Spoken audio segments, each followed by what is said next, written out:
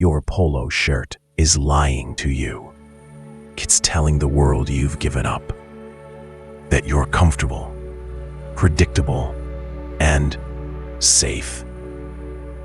And if you're a man over 40, you're probably wearing it all wrong.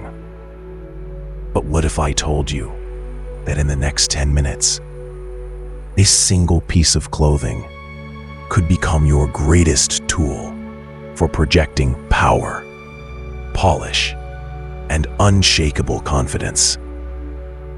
Let me tell you about Mike. Mike is a 48-year-old CEO. He built his company from the ground up. He's brilliant. But on casual Friday, he'd walk into the office in a baggy, beige polo shirt, one he's had since his son was in Little League. It was clean, sure, but it was shapeless. The collar was limp. The color washed him out. His young, hungry VPs, they didn't see a CEO. They saw a dad. They heard his words, but they didn't feel his authority. There was a disconnect, a quiet, unspoken loss of... This is the polo paradox. Most men think a polo is the easiest thing to wear. Just throw it on. No thought required. But that's the trap. The less thought you put in, the more it shows.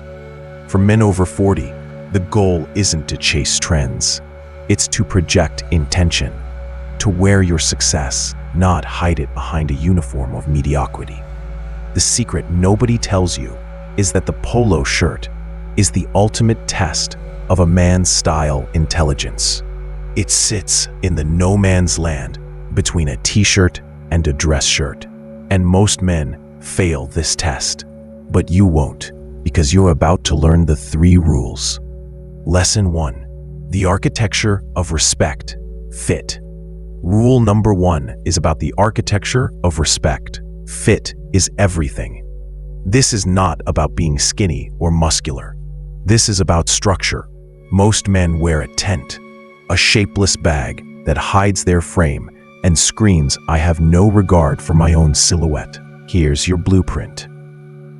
First, the shoulder seam must hit right at the edge of your shoulder bone. Not on your bicep, not creeping up your neck. Second, the chest and torso must have a slight taper.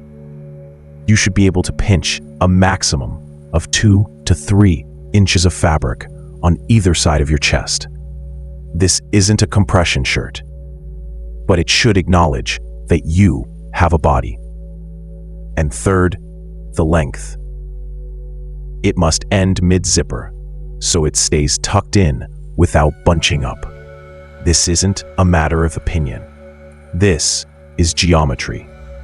This is the foundation.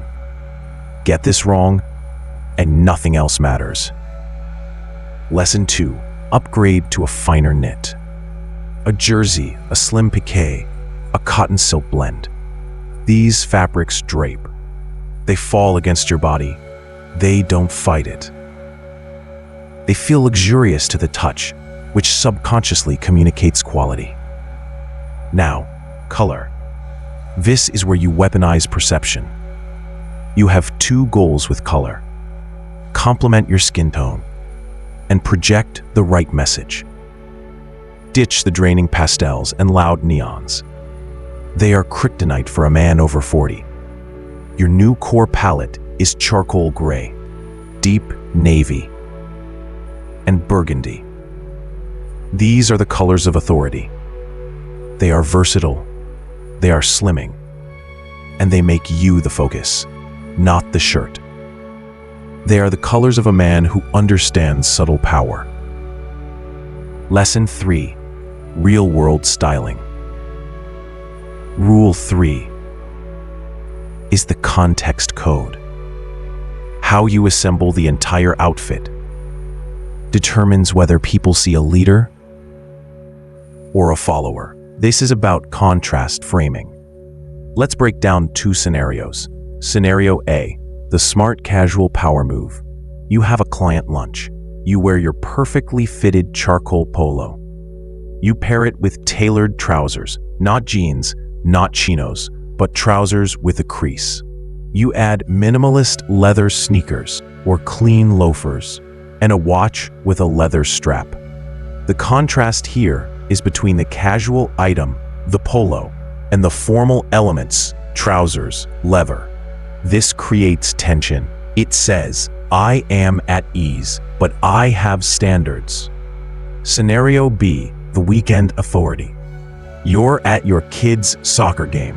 You wear your navy polo, but you pair it with excellent dark denim. No pre-ripped jeans or well-fitting chinos. Your shoes are pristine. No grass-stained running shoes. You've taken a casual context and dominated it with intention. You're not just another dad on the sideline. You are the dad. Remember Mike? This is him now. He applied these 3 rules. He didn't buy a new wardrobe. He bought a new mindset. He told me something fascinating. He said, it wasn't that people started treating me with more respect. It was that I felt more respectable. I walked into a room, and I no longer felt that silent disconnect. The clothing finally matched the competence I felt inside. That's the real transformation. It's not about the shirt. It's about the man in the shirt. It's about closing the gap between how you see yourself and how the world sees you.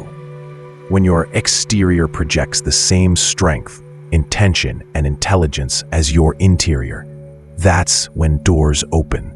That's when people lean in. So here is your mission. Tomorrow morning, I want you to do one thing. Go to your closet and take out your 3 most worn polo shirts. Hold them up against these 3 rules. Feel the fabric. Is it thin and cheap, or does it have a substantial, luxurious hand? Look in the mirror. Does it hang off you like a sack, or does it follow the lines of your body? Check the color. Does it drain the life out of your face, or does it make you look sharper, more awake? This isn't an exercise in throwing everything away. It's an audit. It's the first conscious step toward taking control of the signals you broadcast every single day. If this clicked for you, if you're ready to upgrade not just your polo, but your entire presence, then hit subscribe. Because we dismantle a lie like the dad look every single week here. But for now, just do the audit. Look in that mirror and decide, are you lying to yourself? Or are you telling the world the truth about who you really are?